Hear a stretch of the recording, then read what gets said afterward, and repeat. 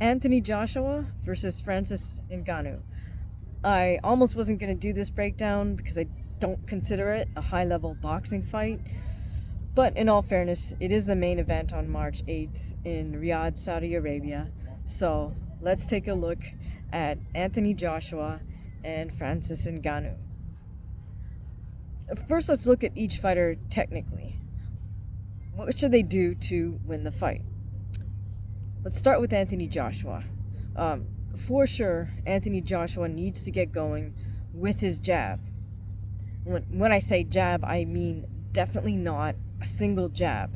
Now, Joshua has a tendency to throw single jabs kind of slow, I guess just as a probe, just as a tester, but he should avoid doing that. He should throw at least double jabs, triples, even fours, and he should vary the tempo.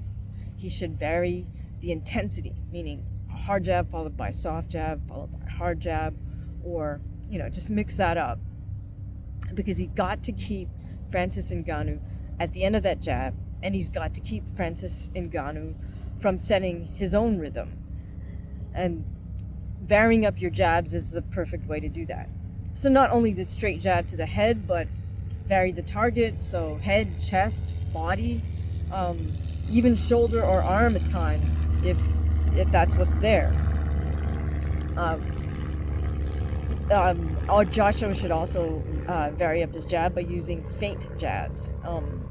Feint with his body and head, and feint with his hand. He at this stage of the game, Joshua should have a whole repertoire of like a dozen different jabs that he can deploy, and he needs to do that consistently and continually vary them up just to keep Francis Ngannou guessing and keep Francis Ngannou off rhythm. So now the jab leads into the second point, which is it's critical for Anthony Joshua to keep proper distance during this entire fight, because he does not want to let Ngannou get set and load up on one of his power punches. Joshua should keep pumping that jab out there and moving his feet. This is how he's going to maintain the proper distance, is with good footwork and the jab. But the footwork is going to be key. Now, in his last fight, he did look like he was a little bit flat-footed and had his feet a little bit too wide for my liking.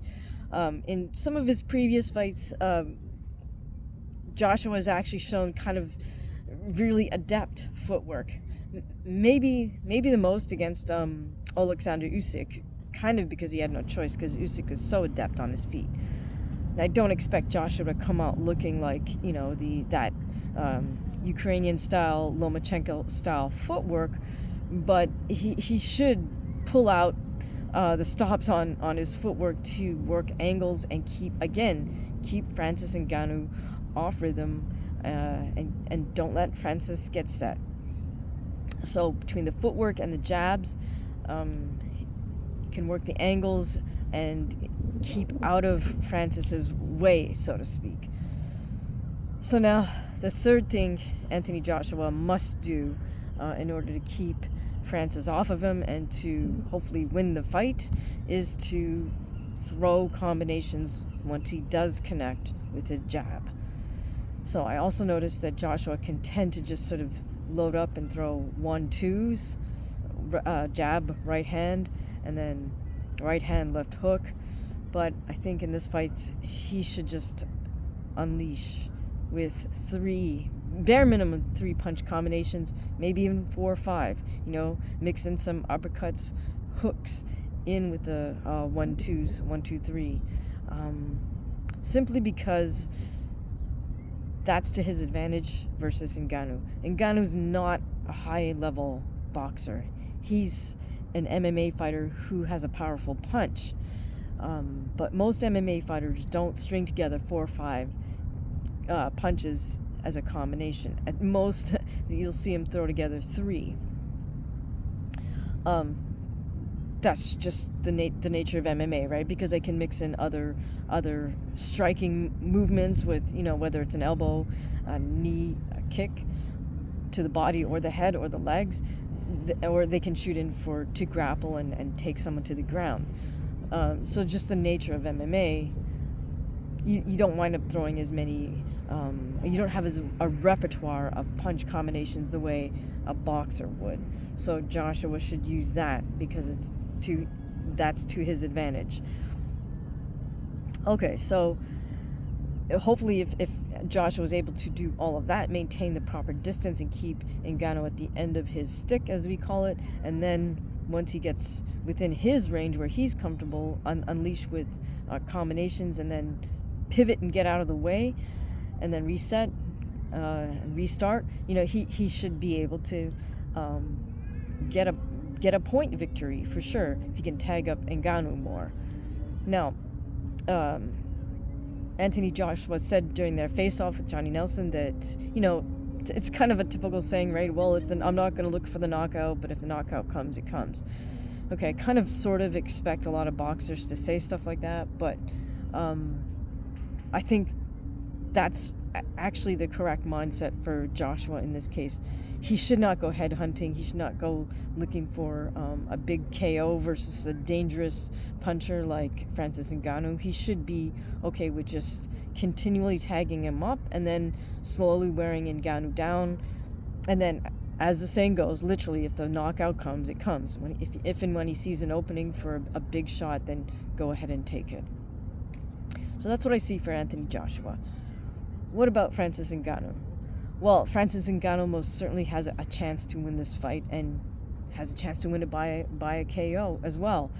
So,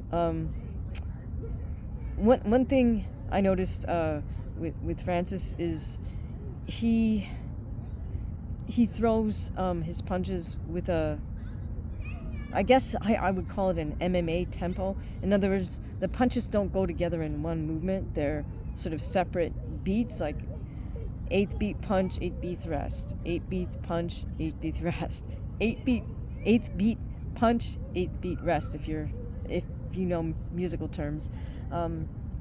So the key is I don't think he's going to be able to out jab Joshua if Joshua uses what he should have in his repertoire, but instead what Ngannou can do is try to get to the body, and by getting to the body he can also close the distance at the same time. So what that means is fake to the head, jab to the body, or jab to the head and then come with a right hand to the body, or reverse punch to the body. Third thing he can do is jab upstairs, and then when Joshua throws back, he can weave under, and as he's weaving under, do a switch stance and throw a body shot. So, for example, if Francis is in orthodox stance, when Joshua fires a shot back, he would weave towards his right. He would take a step with his right foot, step forward, so now he's stepping into southpaw stance, and simultaneously throw the left body shot like really hard at Joshua's midsection. Now, of course, after he's done that, you got to follow through with either another body shot or come upstairs and fire headshots. But that sort of switch step in body shot is a way to hopefully land the body shot and also close the distance at the same time.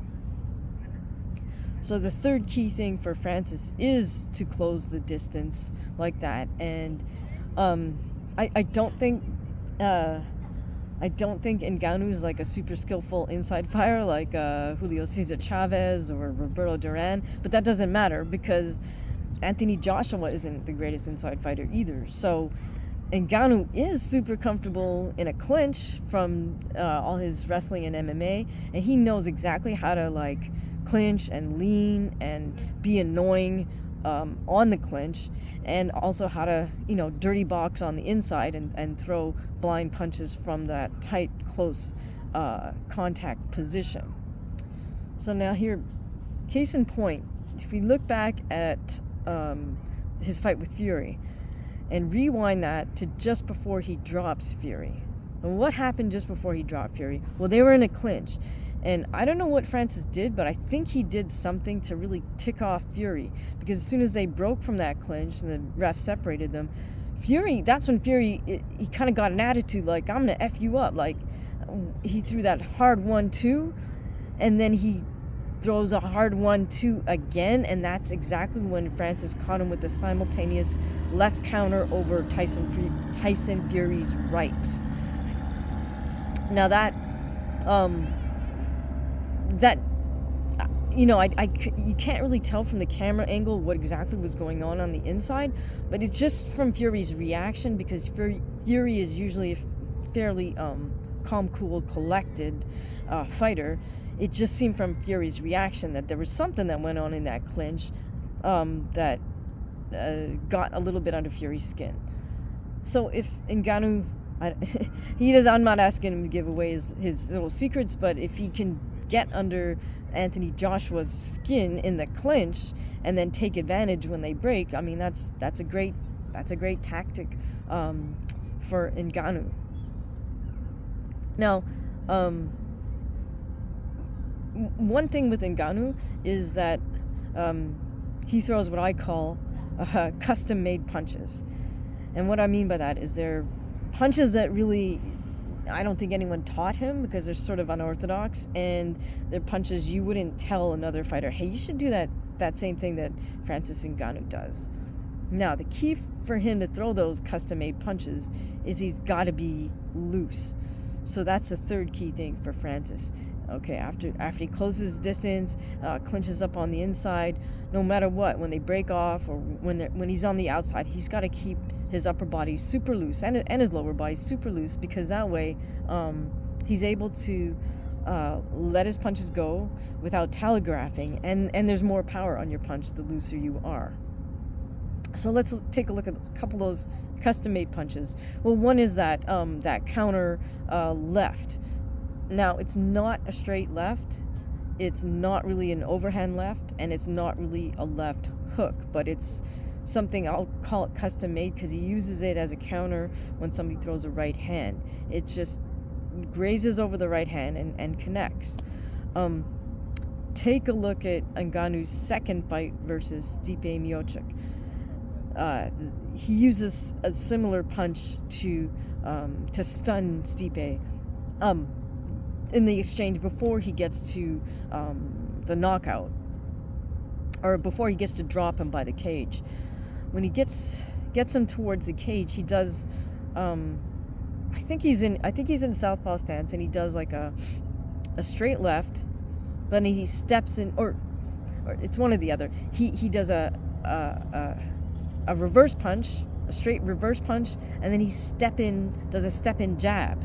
So when you do a step in jab, it becomes another reverse punch. So he lines up two super hard reverse punches with each hand, and that's not conventional at all for boxing.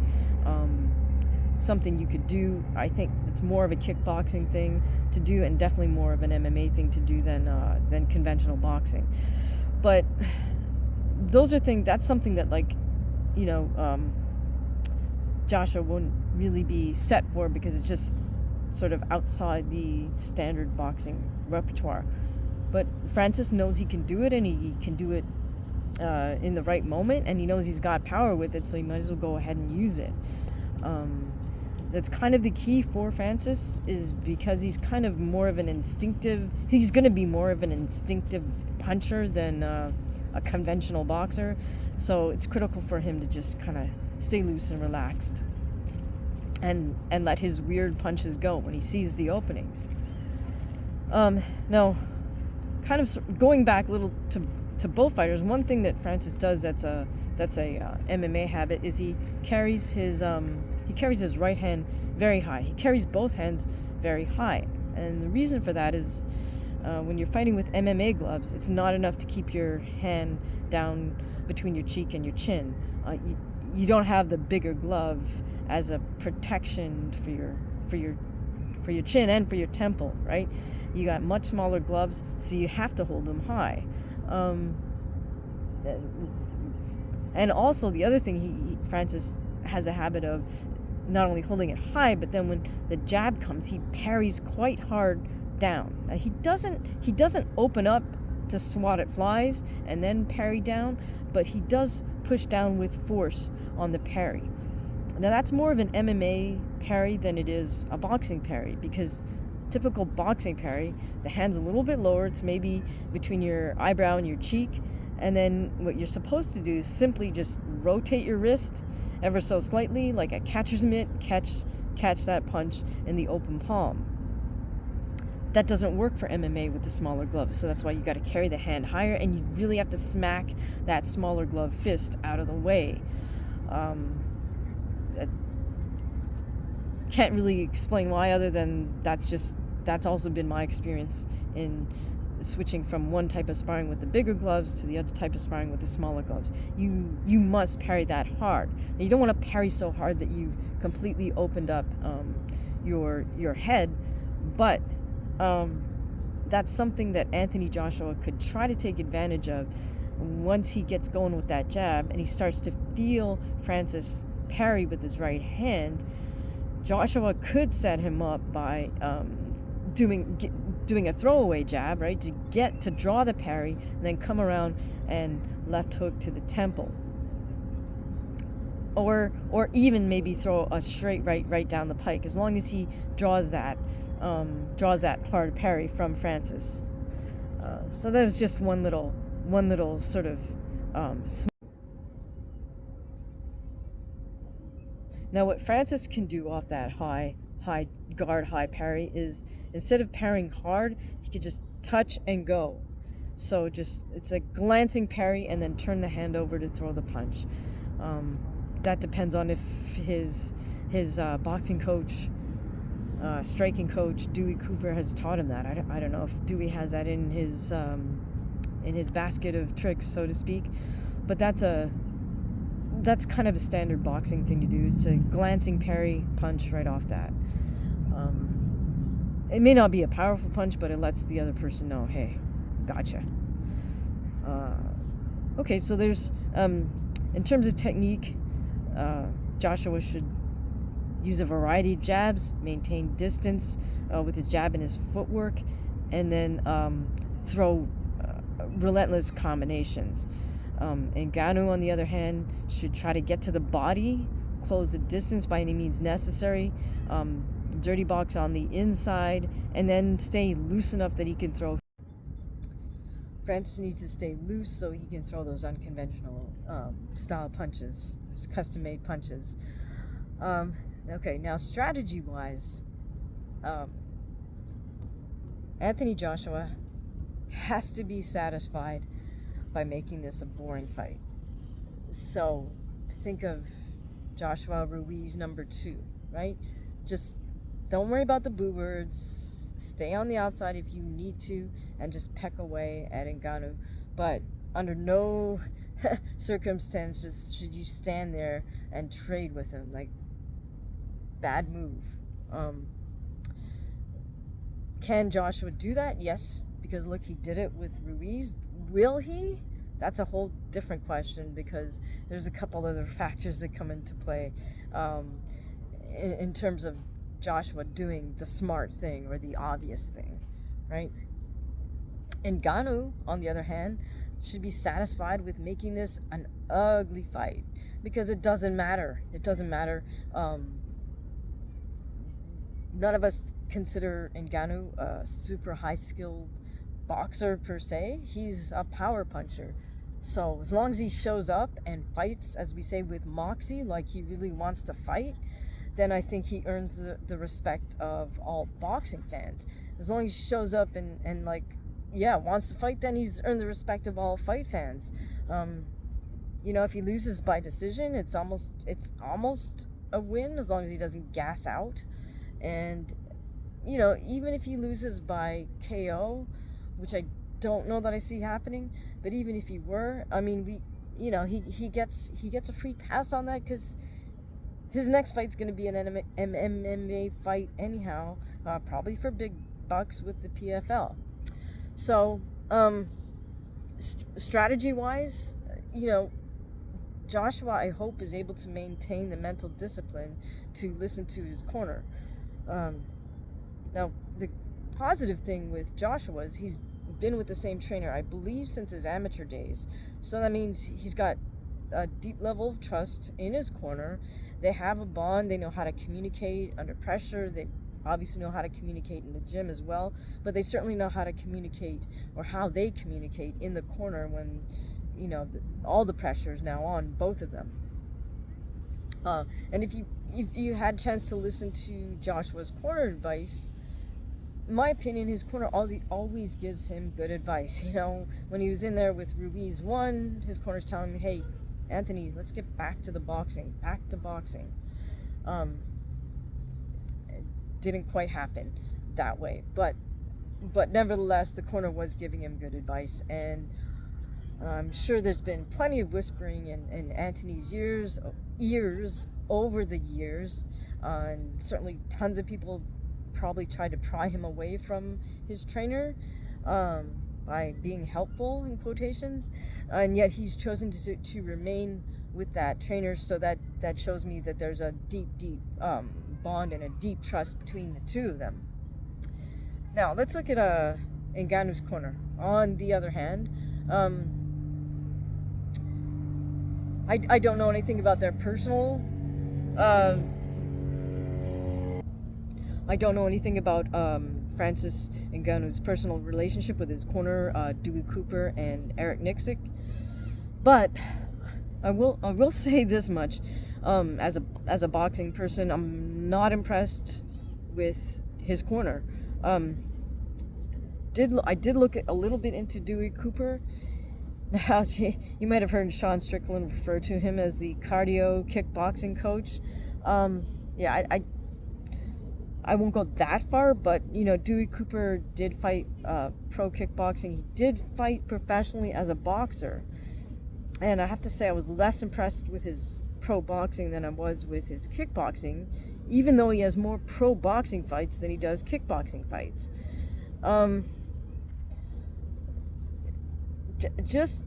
didn't see a lot of technical prowess from Dewey Cooper in either the kickboxing or the boxing.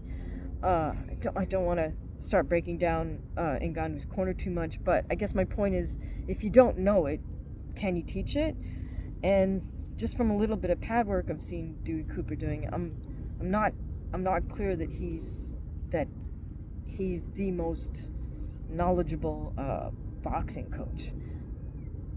For example, I've seen him do mitts, and it's like, why are you having that person hold their hands so low and throw such soft punches from out of position, meaning they're throwing from mid-chest level to your pads? I'm not sure. I'll give him the benefit of the doubt, but the problem is this was a name brand professional MMA fighter that he was doing this with, and it just looked odd.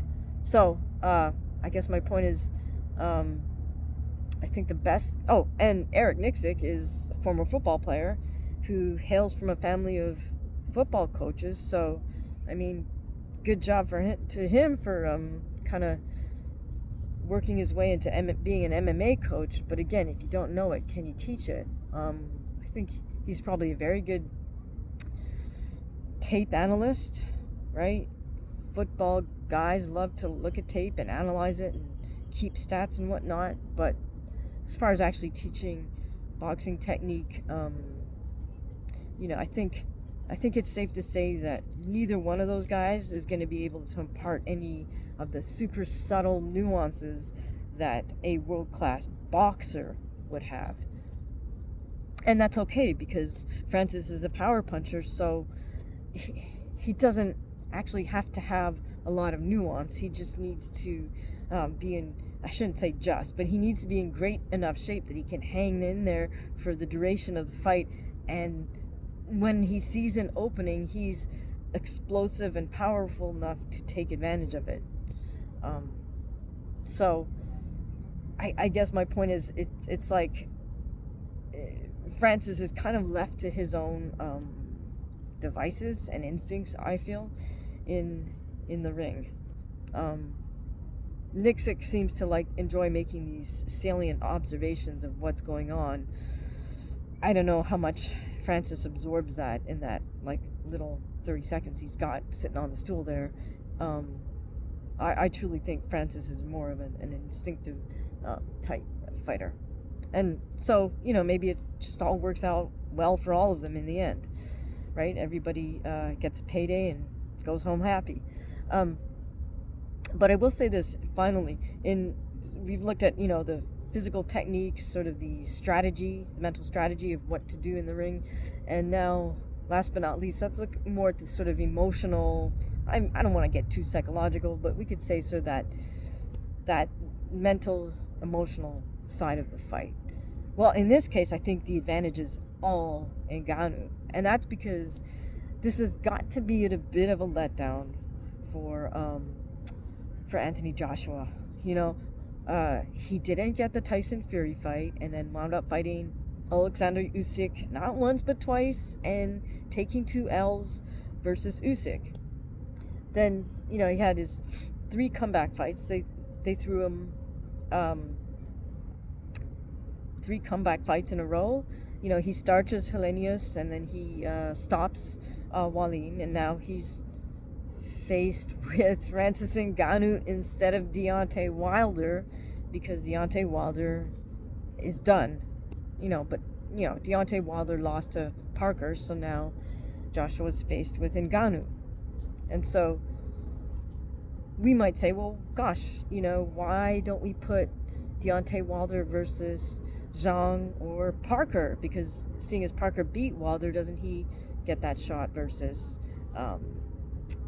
Joshua? And in a fair world, maybe that would be the case, but this is not an amateur tournament where the 2 winners of the semi-final advance to the final. This is pro boxing, and dollars are what makes sense. So no one's going to pay to watch Francis Ngannou, the MMA champ, fight someone they don't know. And the casuals and the MMA fans probably don't know Zhili Zhang, nor do they know Joseph Parker.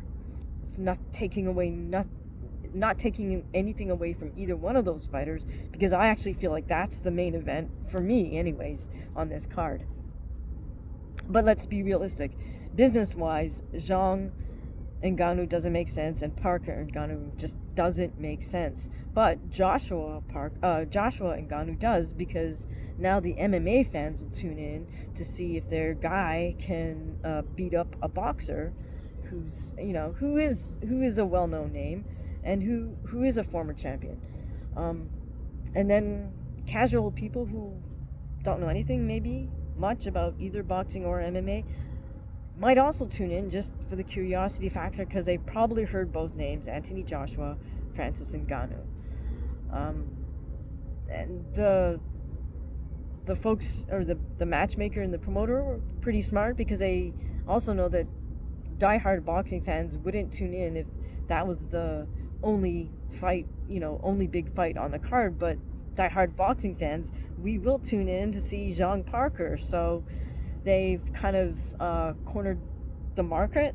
They cornered all aspects of the market, from the diehard boxing fans tuning in for Zhang Parker, to the MMA fans tuning in to see Ngannou, and to the casuals tuning in to see 2 big names, big boxer versus big MMA champ. So the point being that it's got to be a little bit of a letdown for Anthony Joshua mentally, that he doesn't get the Wilder showdown.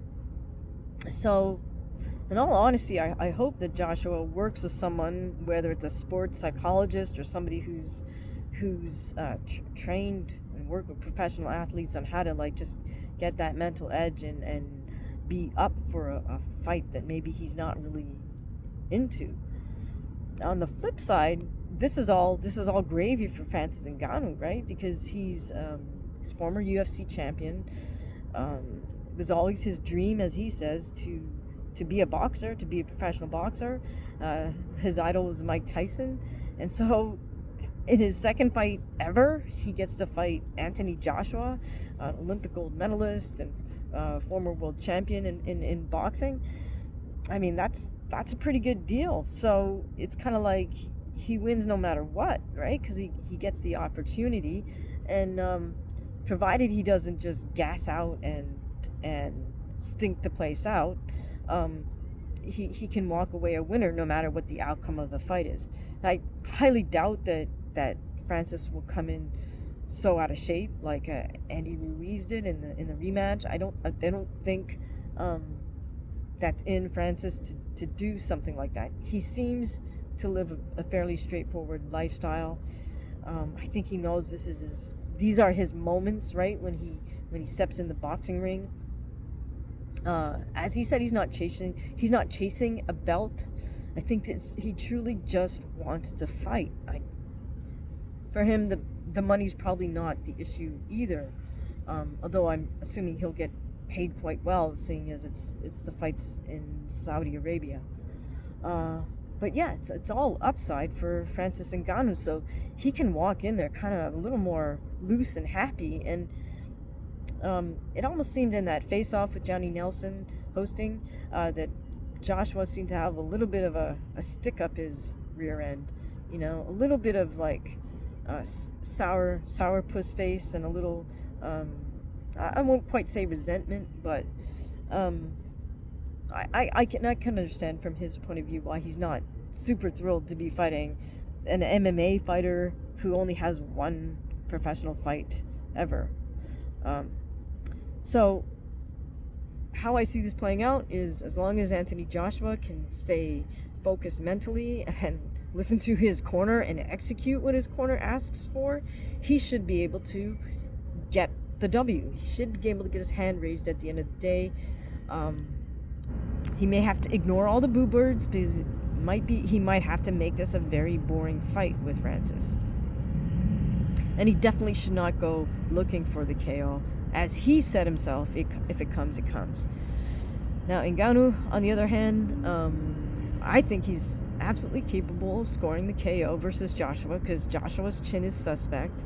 And he's probably going to be the more upbeat fighter in the ring, and that makes a big difference. So if he can get in there and just stay loose and relax and have fun, and just keep the pressure up,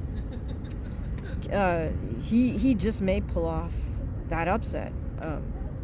That's sort of the one piece of intrigue I think that all of us might be looking for is, hey, will Francis pull off a KO? It's possible, so it's sort of worth tuning in for that curiosity factor. Definitely not tuning in because I expect to see high level boxing, because I don't. It's not part of the equation. But how do you have it? Who do you see winning this fight? Are you even going to watch this fight? Let me know in the comments below. Thank you very much for watching.